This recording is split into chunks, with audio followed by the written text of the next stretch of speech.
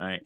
Damon, welcome, man. So glad to have you on the show and to hear from you. I only know bits and pieces of your story, so I want to hear the other part. And gentlemen, before we hit the recording, we were already diving into all kinds of cool topics that I hope we can circle back to, and so many great insights. So I'm really looking forward to this. So thanks for being here, brother. Why don't you start by telling us, kind of giving us a little bit of background of your story and where you are. For sure. I'm trying to figure out like where where do I start. But I'm super excited to be here with you, Greg. Like I really appreciate and think what you're doing is timely, right? Just as men, the one thing I just figured out is, men are just asking like, do I have what it takes, and Yes. can I be successful? And I think that's um, it's powerful to understand that, but I think what you're talking about is significance. And I think there's a difference between success and significance. Success is like winning the game, right? Or accomplishing the thing, and that's where you're like, oh, I'm successful, right? Oh, I had what it take to accomplish that. But the significance piece is when we do something more from on a legacy. It's kind of like the contribution piece where you transfer, you give, you pass on to somebody else. So it's more than just like fulfilling inside of like answering that question, where it's this transfer of knowledge and it's really just role modeling more than anything, and living a life. And so I really appreciate that. I mean, I'm sure you know that, but I mean, that's really what you want for your listeners, is you want them to live a life of significance, and we can have both. Some people are on the Exactly. thing where they're just trying to be successful, right? And then it's empty, right? Because they accomplish that thing, or they get over that mountain, or they get that promotion, or they get right.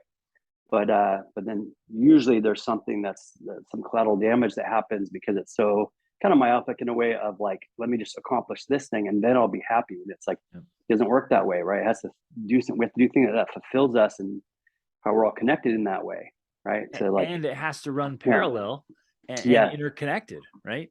Which, yeah, yeah, spot on. You articulated yeah. that so well. All right. Yeah. So thanks. So I guess I just feel like I'll share time that I got kicked out of my house, and my mom basically put all my stuff in a trash bag. My father had passed away from colon cancer a couple of years earlier, and just I I'll just say I wasn't a good son. I was kind of lost of what I wanted in my life. Had awesome family support, but just trying to figure out life. And I remember living in my car after I ran out of friends' couches I could stay on. I did But that. we're gonna have a lot of similarities. Is I that what lived in you a truck for did? a while. Okay.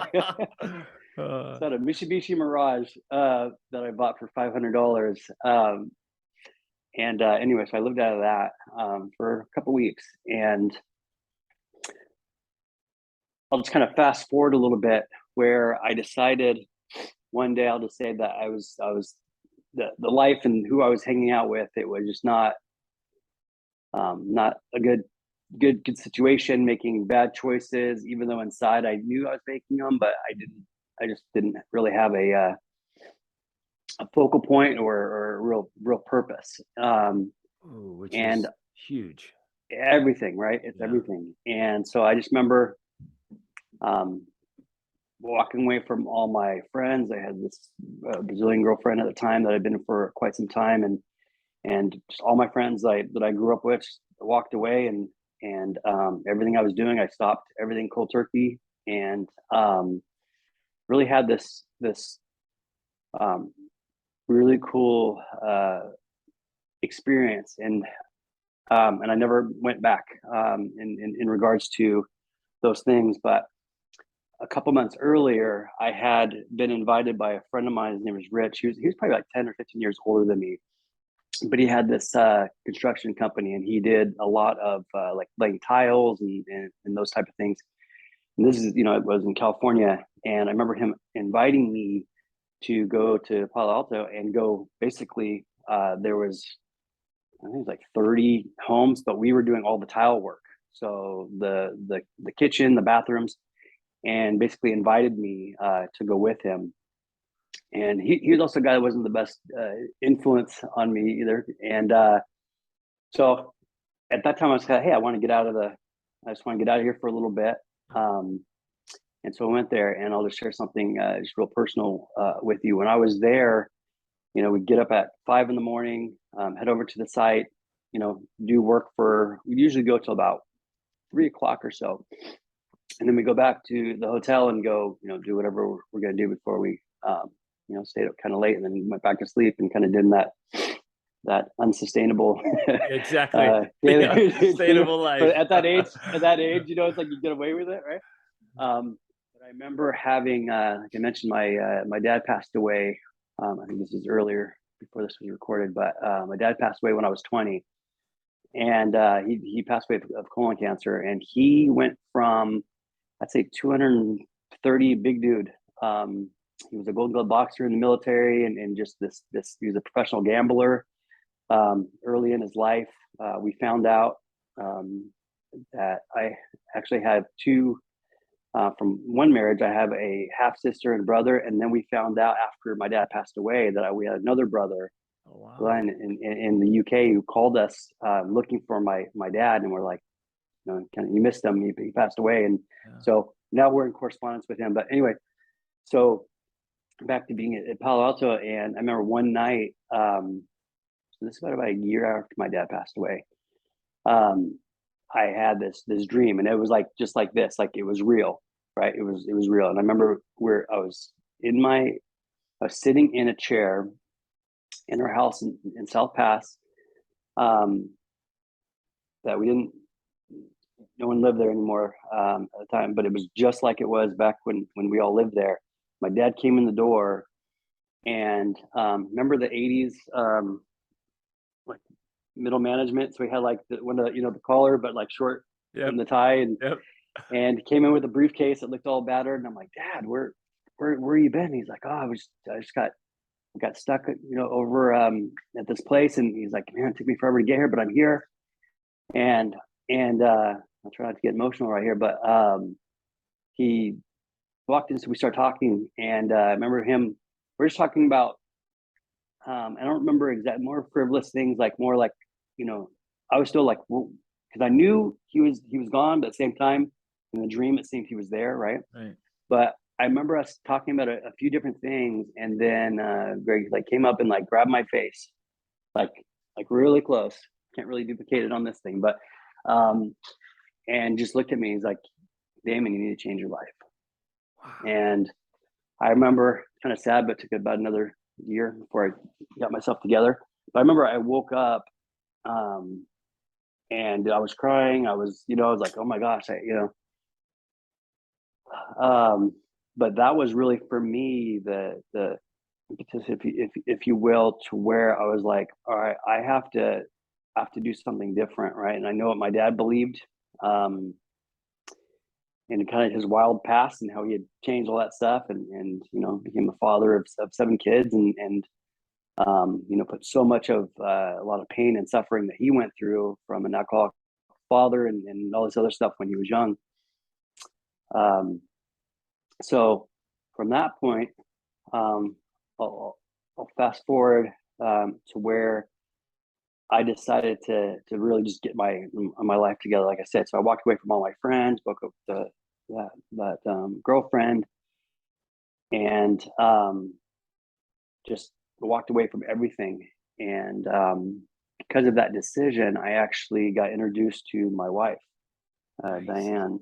And so I started going to church, and I was really good friends with Diane's older sister and younger sister, so Sandy and Susie. But just more friends, right? It's like there just wasn't like a connection. But then I found out that they had a sister that was in Florida, and then she came back, and I met her for the first time. And dude, I don't believe in love at first sight, right? Well, I should say I didn't then, but something just told me, like, that's your wife. And I had I had completely different plans. And actually, that was the singles board I was in with your brother, with Jeff. Ah, very cool. Yeah. Okay. Yeah. So anyway, that guy's such a stud. But anyway, and again, I had a whole different plan, and from there, we just things kind of happened naturally, and getting married. And that's one thing I was going to ask you. If you please remind me, I'd love to hear is, what was your proposal when you asked your wife to marry you. I don't know. I would love to hear those stories. So maybe we'll get to that.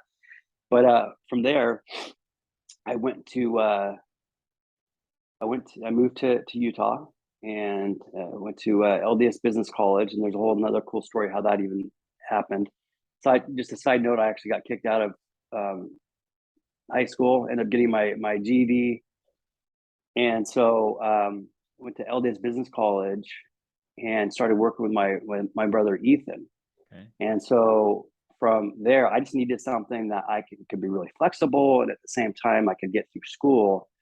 And long story short, we start working with all these experts and doing high-end back-end coaching for these experts. And I fell in love with that and ended up dropping out of college. Like I had so long story short, I went through LDS Business College. I was like a couple credits short. I already had got accepted to BYU, family housing, all that stuff. I had 2 kids at that point, Vivica and Selah. And anyway, from there, turned into, I've been doing this for 22 years, close to $1 billion in back-end coaching revenue between me and my teams. Yeah. And so I don't know what part we want to talk about. That was coming up for me. So, but what's really cool, I guess, worth emphasizing here is when you you drew a line in the sand of like, you know what, no, it stops right here. I'm gonna make a change. And then I found in my life and people I've worked with, I'm sure you've seen it too. It's like when you decide to do something meaningful, to choose a noble aim or a meaningful target, something that's significant, that matters, and you start making changes from the inside out, man, things just start happening. You start meeting the people, including your wife and my wife, right? And then opportunities start popping up, and you're chasing something great, and then this serendipity, I like to call it, or divine coincidence, whatever. You're chasing something good, and something amazing is right there. Yeah. And if you're ready for it and you're willing, you get into these opportunities, and literally the sky's the limit, right? Yeah. And you start down that path there, and well, man, there's so much. There's generational change and making this whole shift, right? And now you've been in this career for over 20 years, and because you snuck right past that because of you're a humble guy, but almost $1 billion in back-end sales with your team. That's amazing, right? And you've been able to meet and work with some just superb human beings.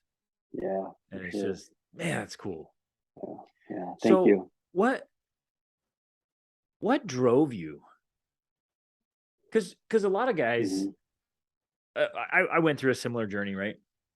And I could tell by the way you're smiling. Like, yeah, you're like, oh, been there, done that. Oh, that's familiar. And you just make these changes, you make these decisions. You know what's interesting about our story? You're asking about Rachel and our proposal. The day after I met Rachel, and it was like a blind date for her. I'd seen her and got her phone number from a friend, and the day after I met her, her dad got diagnosed with diverticulitis, and then a few days later, colon cancer, and he ended up passing away shortly after we were married. But that was a driving force for our marriage, and we kind of moved up our wedding date because we wanted to be married so he could be there. And so it was our whole dating and engagement was with her father, slowly dying right before our eyes, which was meaningful and special and significant. And it was this catalyst for us to really live life because it was so fragile. He passed away when he was 47. Way too young. So way too young.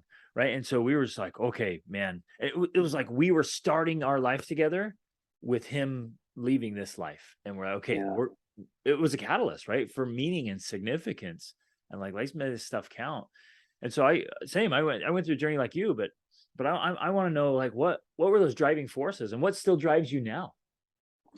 Yeah, great question. I also sorry to hear about your wife's dad, because I think that's one thing is having empathy for in like hard things, right?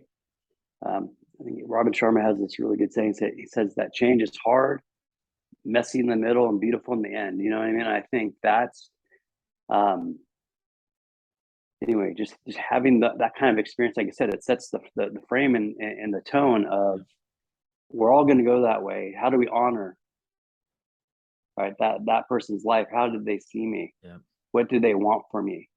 You know? And so, I would say the thing that, you know, so much of it, I think, comes down to, I think it's really connecting into something beyond yourself, right? And something like tapping into a power. For me, it'd be, you know, Jesus Christ and you know, God, and um, knowing that there's so much more potential for you, and like following that. Um, so it's kind of an interesting mix, because it's not so much like, okay, I'm deciding to do this. It's more like I feel pulled to Yeah. do something, and it's more like, okay, how do I make that happen? You know, today, not tomorrow, but today. And so there's a lot of relaxed urgency, I would say, to. So I'm just more of a person, I feel it, and then when I know it's the right thing to do, then I'm like all about it. Like you said, it's you have to be all in, Yeah. meaning that there's like no plan B. It's like that's what I'm doing. You know, I remember moving to Utah to go to school, Yes. and then, you know, I'll figure out how to, you know, figure everything else. And one of my favorite quotes from Martin Luther King, he says, Martin Luther King says that faith isn't seeing the whole staircase, it's seeing the next two stairs and taking it, Yeah. right? And ultimately, it's in the action that we take, then more things come in our vision, right? So I think, to answer your question, so much of it is, what am I meant to do? What do I need to do?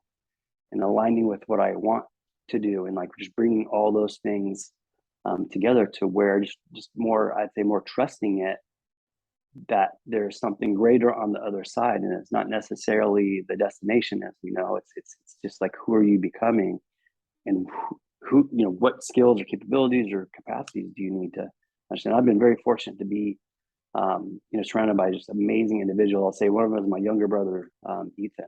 I mean, I've learned so much from him, not only how to have like humble power, but to do things that are completely outside of, um, I'd say, realm of, you know, possibilities of what you can Nice. do, when you know it's the right thing for you to do, and just going after become that person every day.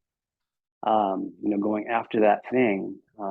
And you know, he's one of those people that I'd say does the right thing for the right reasons, and is very strategic and calculated, and um, just just basically just through his actions and what he does and who he surrounds himself with and what he creates, um, just is kind of a testament of where his heart really is, and where all the, I'll just say, like, the worldly things are completely secondary.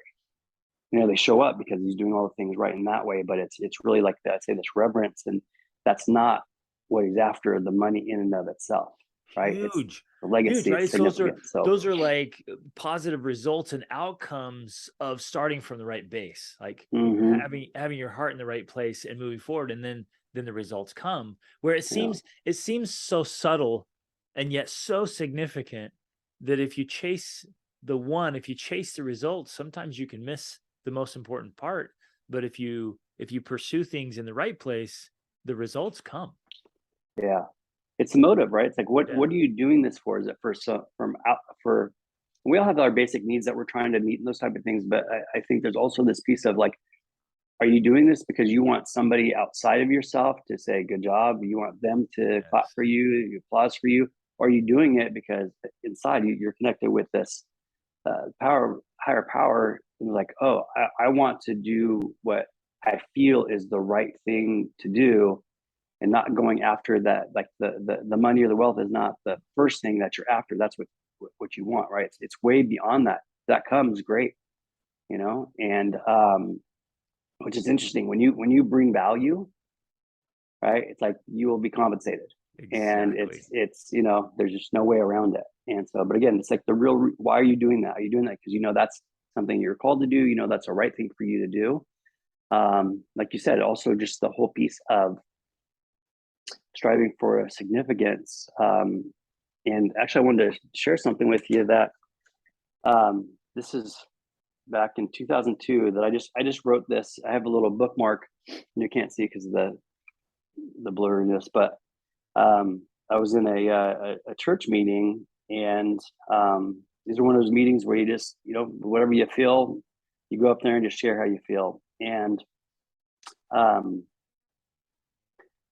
I had been working on just a little bit of a kind of a mission statement or something to guide me, or to really center me in my purpose. And I'll just read it to you. It says, "This day will only come and go once, and is another step closer to returning to Heavenly Father. Make it a day of progression, diligence, and remembrance to being a true disciple of Jesus Christ in action, thought, and deed. If you do this, you will have favor and direction from God, which will lead to eternal life. And this is the whole purpose of earth life." Right. And what's cool about this story is that I just shared that, and a couple weeks later, this woman, I know last name was McIntyre. Again, this is back in 2002. But she actually presented this to me. She made the little bookmark. Nice. Like, so what I said, she actually had written down, and she said it. She's like, and I took that and wrote it out, but then I wrote my own. And anyway, so this woman, McIntyre, she actually passed away, I'd say 6 months after that, from cancer. No way. And so I still have this bookmark, and actually I have it on my mirror in my bathroom. I got a bunch of mirrors, but I have it right there next to the picture of my family and my people that mean a lot to me, but I have this right here. So I always look at that and read that. Which is huge, because it's keeping it. I love that story because it's setting a focus and then keeping your eyes on that. Mm-hmm. I think a lot of men will go through and they'll pick some kind of mission or some kind of core value. But man, it's so easy in the busyness of life and all the stuff we have going on. It's so easy to forget about it, even for time periods. And so to keep it right in front of you somehow, some system, some way, setting an alarm on your phone, putting on your mirror, rewriting your highest values each morning. For me, I have what I call my philosophy journal. I took a nice leather journal, and I just, over the years, I've come across quotes or poems or ideas or scriptures.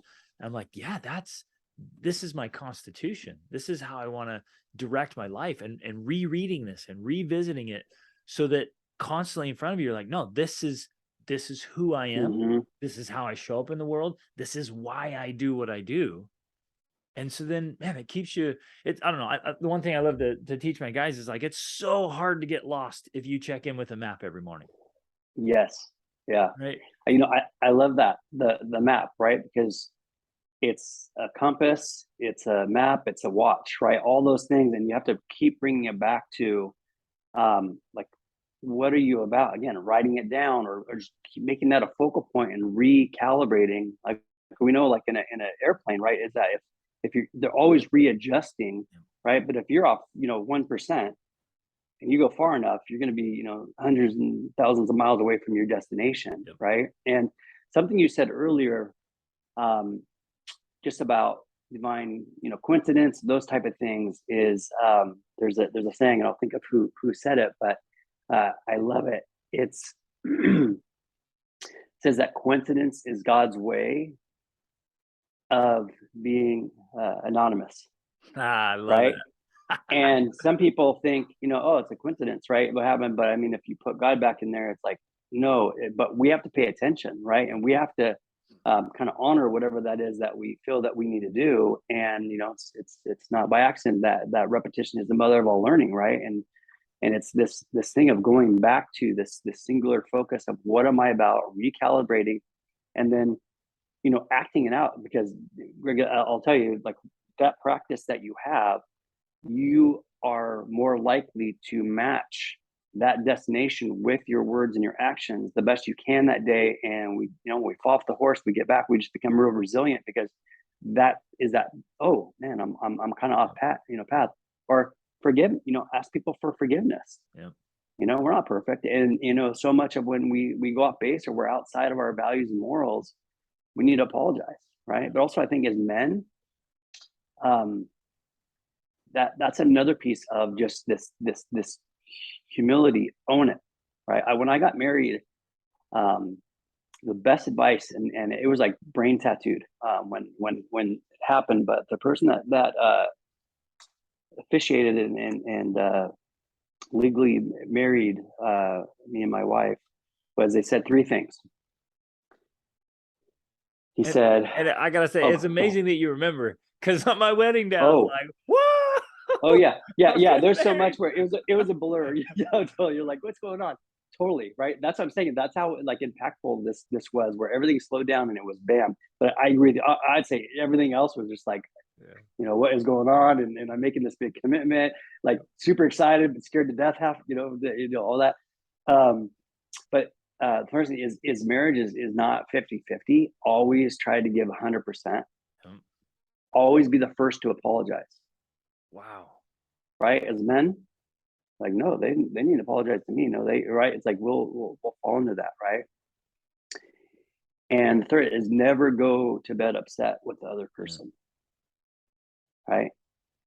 And I'll just be really, really, really candid, is that there's things I apologize for. Like, I have no idea why I apologize for it, right? Like, I don't know what happened. But it starts the openness. Yes. Game changer. Right? Yeah. So beautiful. So I want to circle back. As I'm hearing your story, there's two things that keep coming to mind that maybe listeners are asking too. And one of them, you and I started talking about before we hit recording, is this idea of believing in yourself. I mean, how do you get to that spot? Because there's a lot of self-doubt. It's almost just kind of comes with the package. And man, I was there. Like, there was these times I didn't believe in myself at all. In fact, I had very fixed mindsets of like, I'll always be poor, I'll always be lonely, I'll always be broke. I'm like, who am I? Like, I mean, I was at a low spot in my teens, especially when I was out on my own. I'm like, I just genuinely believed I'm nobody. Right. And then, of course, there's still some of that, hey, I'm nobody, and this humility aspect. But then there's a piece of like, you have to start believing.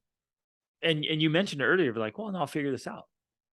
I'll make this happen, right? But this comes with this belief. And it's interesting is all the good men I get to work with, one of the things that comes up most often is the greatest limiting factor I see in men is their own limiting beliefs about themselves. Yeah.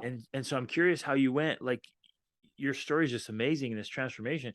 How did you get in your early 20s to be like, no, I got this. I can figure this out. It's interesting. I think whenever we have this absolute thinking, like, we got to be really careful with that, right? And kind of deconstruct, where's that coming from? And I'm sure, just like you, it came from your environment in regards to how you're showing up in your day to day. I think so much is this piece of like us knowing that we're not being fully honest or doing what we know we're capable of doing. So I think to answer the question, the big thing is really matching that, saying, okay, you have to basically act in defiance of that, right? And basically say, okay, so what's the opposite of that? Whoa. Who do I need to become? What do I need? So I think so much of it is actually just going to I'd say, attributes, right? And characteristics of that outcome that we want, right? And there's this really good book from guy's a Navy SEAL, and I can't think of his name, but Resilience. I don't know if you've ever read that book. Super good. But the biggest takeaway I had from that was, he said most people start from a place of, how do I feel, right? So I feel worthless, I feel lost, I feel right. And that drives their actions. Exactly. And then that gives them their identity. And he says, flip that, right? So I think, to answer your question, is, what is your real identity? Who are you really? What are you capable of doing? Not your current limitations, not your current situation. What do you want to be and have? But go back to that, right? And then you go back to, what's the characteristics? What's the and what's the actions that person takes, right? Because this is what I just call the trifecta to thrive, right? It's like, it's those three things. You have to think, you have to feel, and you have to act it out. That's when we know it's true. Until those three things happen, we don't believe it. It's not real to us, right? So as this author was saying, is that you start from your identity. Who are you really? That drives like higher, elevated beliefs and actions, and then that gives you feelings. So the other way around. So we don't start with how do we feel, right? And that's why feelings are so important. And anytime that I feel less, I'll tell you, I still deal with that stuff because, and I'm sure you do too. Anyone that's like keep trying to move upward and onward, right? And I just call it the growth zone, right? There's no comfort in the growth zone. There's nothing in the cover zone. Thing is that piece of connecting to who you want to be. Yeah. And there's always going to be that self-doubt. So then it's a matter of like, okay, how do I prove that wrong? What's the opposite of that? What can I think, feel, and do today that will prove what I want to be my reality? And bring in what you said earlier, bring you in alignment with maybe you could call it your highest self or your best self. Perfect. Yeah, I love that. When you're under it, right, it just tears us to pieces, especially as men. If we know we're performing below what we're capable of, man, it just tears us up. And one thing I like to say is like, it's really difficult, if not impossible, to like yourself when you're doing unlikable things. 100%. So if your actions are subpar, it's tearing you up. And so, and you know it. Exactly. And you know it. You can no one put has on to the tell show, you. you put on the mask, like tell everyone how great you are, but you know it. And if you'll just shift that, I love it. Just do the opposite. Like, okay, who do I want to be? And that caliber of a man, what does he do? What are his attributes? What are his characteristics? Yeah. Let's align with that. And then it starts to shift everything. Yeah. So can I ask you, I'd love to, for you, when you're at that lowest point, what were some things or who you were around that made that shift where you're like, okay, I can trust in myself. Oh, I know I have a bigger purpose, or, I'm not going to the rest of my life just really challenge, even if it's just a little bit, right? Just challenge that limited belief, right? Or that absolute of ruin, right? Of like, I'm nothing and I'm going to be here forever. Who did you surround yourself with? And like, what were your steps to? No, that's a great question. And it was an interesting journey for me because, man, I was so shy. I was so timid. Like I couldn't talk to people. I couldn't look people in the eye. Like I had no friends. And when I was out on my own, like no family, no friends, I was like toast. And I could see people from a distance. I'm like, it looks like success and happiness is possible. I see that family walking by. That looks real. But I didn't have any real tangible up close examples early on. But fortunately, man, I loved reading, and I got my hands on The Hiding Place by Corey ten Boom, right? And their experience in concentration camps.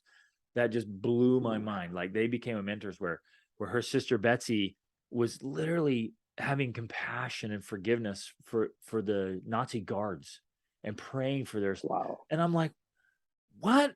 Like I wanted to beat that guy that looked at me in the bad neighborhood here. And she's asking for forgiveness for them, and they're going out of it. And then somehow I got my hands on Man's Search for Meaning. Somebody gave me a copy because I needed it desperately. Somebody gave me a copy of How to Win Friends and Influence People. And so my mentors, my coaches, my people that were giving me this idea were out of books. And I read these real life stories. I'm like, wait a minute, I can do this.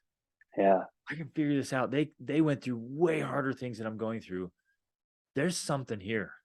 And that was the spark. That's what started giving me hope and ambition and aspiration. Like, no, I can grow out of this. Perspective, right? If also, so Dale Carnegie was someone, the author that you mentioned, and also Viktor Frankl. And like it's interesting is that when you read you're like, my situation, if you're in the car or whatever, living in it's like, man, I'm not in a concentration camp. Exactly. Look at the way that they're the way that they think. I mean, they're praying for the guards, where you're like, like I was thinking like I wouldn't last very long. Yeah. Right. Because I'm like, no, that's not happening. Right. And like, there's no way that guy's telling me what to do or you know what I mean? So I was gonna get worried for myself. Where if I was back there, I'm like, I don't know how long I'd make it. But the whole thing of finding perspective and purpose through other people Yeah. right? That's what Jim Rohn says. They're all leaders or readers. I think it's super powerful, is that your input, right? It starts shaping your output, right? Where you're like, Exactly. oh, okay, this person did that, and then it leads to some. But you taking the time, and so that's something it goes back to, is we need to role model other people, and unless we're reading or we're surrounding ourselves with people, environment's very important. The environment will shape you, like it is. This is one thing that I tell my kids is, it's like, if you can't change your environment, you can't create a positive impact. You have to leave that environment, because you will become a product of that over time, right? So a strong environment is going to beat a weak person, right? And even a strong person, exactly. right? Yeah, it doesn't matter, and that's what you got to know, is like, okay, I'm in the wrong room or I'm in the wrong place. And I know you always put yourself, or try to put yourself, in rooms where you can learn, and you're uncomfortable in a way, for a thirst of like being better at who you are and seeing what other people are doing, right? 100%. And so anyway, that's awesome. I gotta laugh a little bit here, because I tell my wife, so I do Krav Maga every week, and the guys I train with, he literally just became a grandmaster in July. I mean, this guy, he's a 3-time world champion. He is amazing, and it's just humble. This is a great guy. And then the guys he trains they're SWAT team leaders here in Atlanta. And so I train with these guys. And I tell my wife, I'm like, okay, every Tuesday and Thursday I go out for my serving a humble pie. Like, and I just, you get feeling tough, even the slightest bit of, I'm a pretty tough guy. And they just toy with me like cat and mouse. I'm like, come on. But it's just that beautiful perspective and change, and surrounding yourself with people who are so much better than you, and learning and growing, and keeping that perspective and leveling up. And it's a beautiful thing, which early on. Interesting. Oh, go ahead. Oh, go ahead. No, go for it. Well, I was going to say, that's one of our connections early on, was like, 15 years ago. You guys, you owned a martial arts gym, right? Yeah. And we were training. So we did. Yeah, it was kickboxing. Yeah. And so, it's interesting is I really love Krav Maga. I actually have a buddy of mine who, he's an instructor and has his own place that he teaches out of. But it's that Israeli, it's all about, like, just empty hands, but also gun, knife, club, and stuff like that. I mean, Israeli, if you want a model of like somebody who's sovereign and like knows what the heck they're doing, small but mighty, and like, dude, you don't want to mess with Israel. Yeah. Anyway, so similar is that, again, I've done Thai boxing for a long time. Master Toddy was somebody I trained with. I trained with a guy named Tom Belt back in California, who was full certified in Jeet Kune Do under Richard Bastillo, who was one of Bruce Lee's. I got to train with Dan Lee, and actually got invited to his backyard group. Dan Lee's one of the original guys from Bruce Lee's group and everything. So anyway, that was kind of, and I think like I said, the whole thing of that humble pie, anytime that I get my butt kicked, it's cool, because you go back to the principles, like, oh, if I learn that, I can do that to somebody else. Yeah. Right.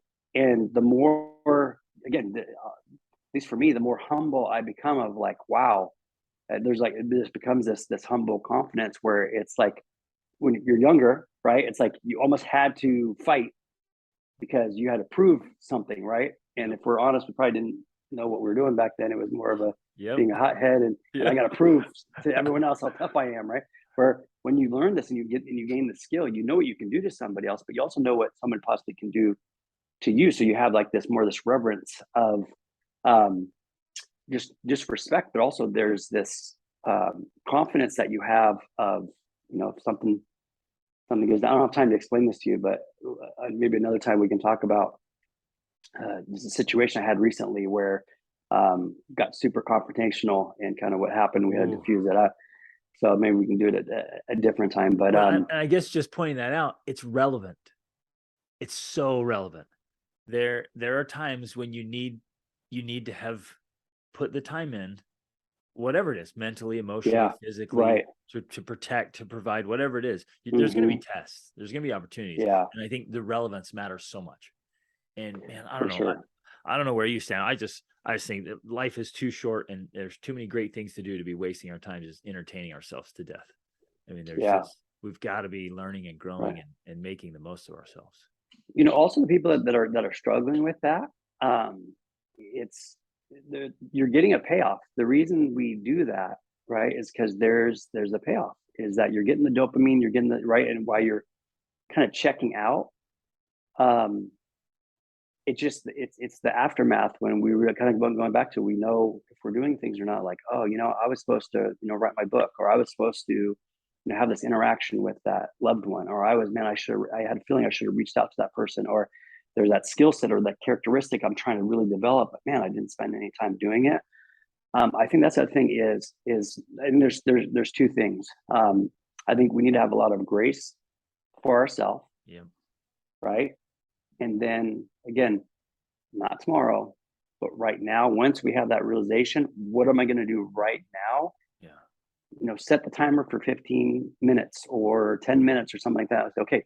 Now that you have that awareness, now start doing that action, right? Or reading that book or doing that thing, whatever it may be. Because again, essentially what you're doing is you are saying, oh, I remember what matters to me and I'm getting back on track. And take action immediately. Yes. 100%. Yeah. If you don't take the action, it's again, that's going to kill you inside. Retouch what matters to you and then take some kind of action on it immediately. That's so powerful. Yeah. Like Tony Robbins, that's one thing that, sure you listen to all the, unlimited power and all of this stuff, and the giant within, and releasing the giant within also. Anyway, but that's one thing that he says, that whenever you're somewhere, I don't care what meeting, even in this situation, right, is that always do something, right? Set something up, reach out to somebody or do something that came to you in that moment to accomplish that thing, right? Like, don't leave that environment until you actually do something or set something up, like you said, the reminder, or reach out to somebody. Because another thing that I've figured out, because even in this conversation, is, it's great that there's things that are being said that aren't being said between us, right? There's things that are coming to you, right? And same thing with me, right? And now most obviously the things that will come to, we'll share them with each other, but there's also things either just it's there, but it was just for you, or it's just for me. And I'll tell you, anyone who's listening to this, right? There's things that are coming to you, like you maybe say a certain word, right? And they're like, oh, and that brings a memory, or and what was that time that I was totally off track, and then I got right back at what I needed to do, and that felt so good, and then that led to this or that. And as Steve Jobs says, you can't connect the dots unless you look backwards, right? And that's one thing I wanted to share with you. There's this really good book, The Gap in the Game by Dan Sullivan and Dr. Benjamin Hardy.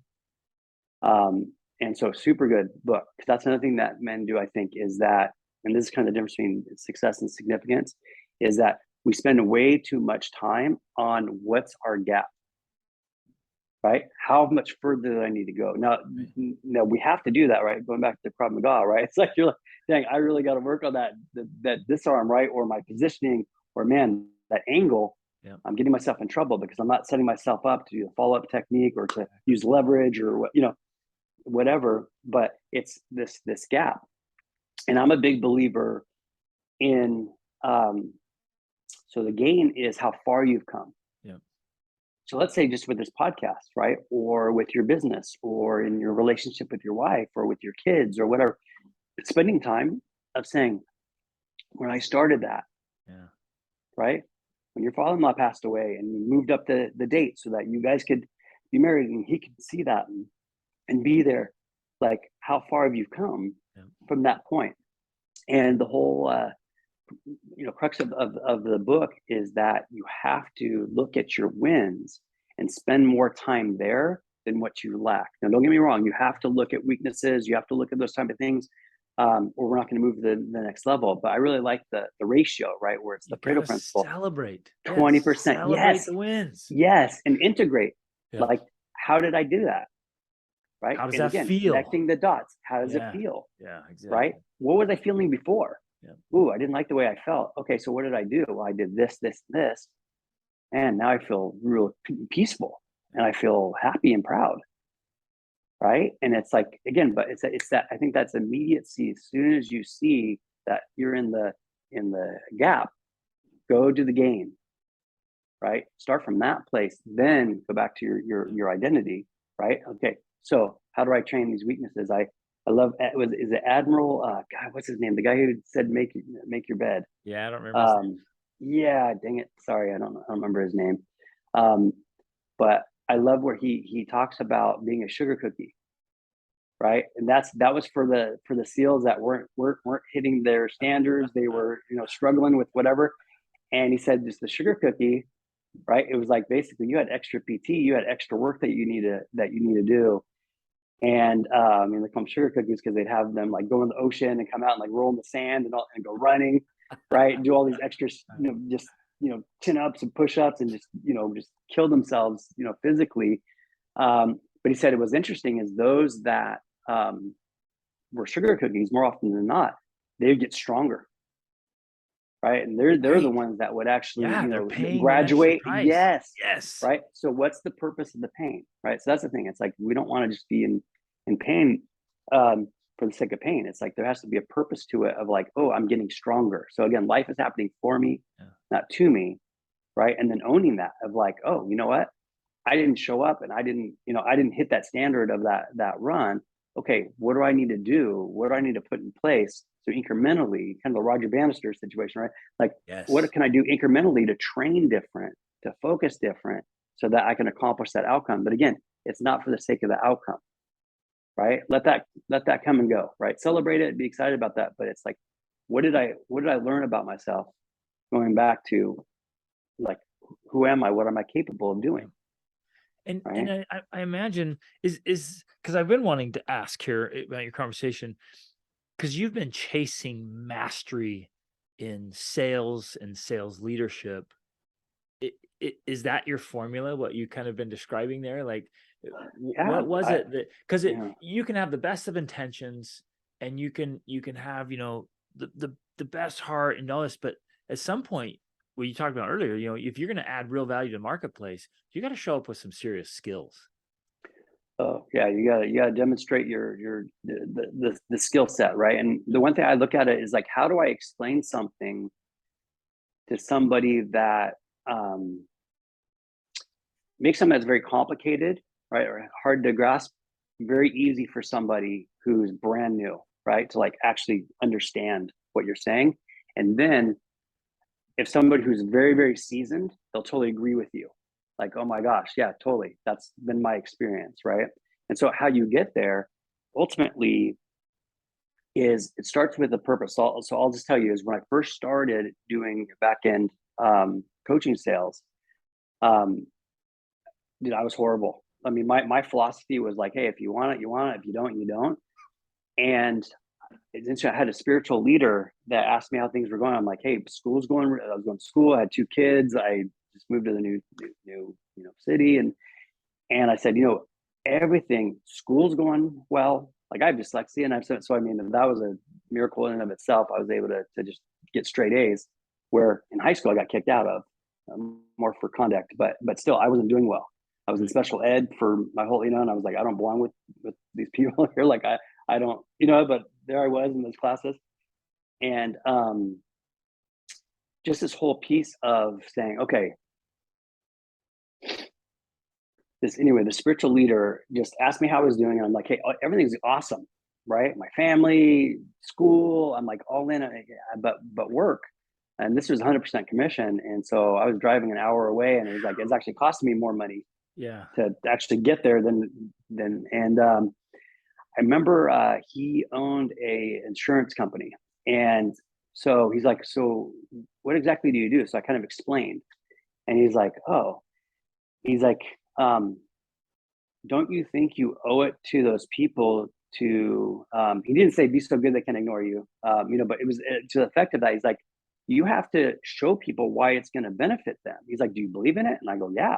He's like, well, who's the people that you work with? Or I'm like, man, the leaders and the owners. I mean, they're amazing, really good stand-up individuals. And yeah, I know it works. He's like, okay. He's like, you have to learn how to present it and to persuade people to do it. And I'm like, oh, so that put me on a whole journey, and we don't have time for this, but I got with money I didn't really have. I got Tom Hopkins course and all this other stuff, Dale Carnegie and Napoleon Hill. Anyway, and really started to get that good at the skill where I was in this awesome position because I was talking to people all day long. So I take these things I read and I would implement it into the conversation, Yes. right? And by trial and error, I started getting really, really good and actually basically started creating this my own process. And never thought I was crazy, like, oh, don't do that, And I don't know, I was just like obsessed with trying to figure this out. How do I persuade people? And I'll never forget when I helped somebody again, and we're talking about $30,000 all over the phone in an hour of time with somebody, and somebody at the end where I had been preparing, like just all their skepticism, all that stuff, was able just to really just give them a different way of looking at things, and they trusted me enough to do. And I remember them reaching back out to me less than a month and like thanking me profusely and the difference in their life. And I was like, I have to get better at this. Yeah. I have to get better at this. Like people need this, right? So anyway, that's kind of so it's something that I still try to master. And big thing for me, since I struggled so much, is somebody who I know is really like heart-centered and they want to learn how to persuade and sell a high level. It's like I have a lot of empathy for them, and so I will share like what works for me, and you see immediate results, right? Because it's like best practices. Yeah. I mean, think about it.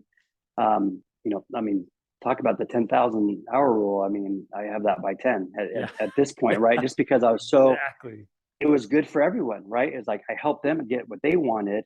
I was able to provide at a high level. I got a lot of fulfillment in what I was able to accomplish, right? But going back to the original question, I mean, it came back to having a conversation, interaction with somebody who gave me a different perspective and really helped me align my expectations or my outcomes with like purpose. Like, why are you doing this? Guy kind of goes back to that God, coincidence is God's way of being anonymous, right? Where he wasn't anonymous, right? Man, well, go ahead.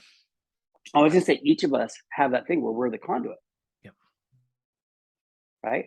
Because that spiritual leader didn't have to say that to me. He could have been like, oh, that sucks. Why don't you just find a different job? Yeah, exactly. Right? He just said like, well, kind of like, what's your problem? Like, why aren't you doing well with it? Yeah, like, I don't get it. Like, if that's what you're doing, what are you going to do with it? Yeah. Right? And anyway. Wow, it's so hopefully powerful. that answered your question.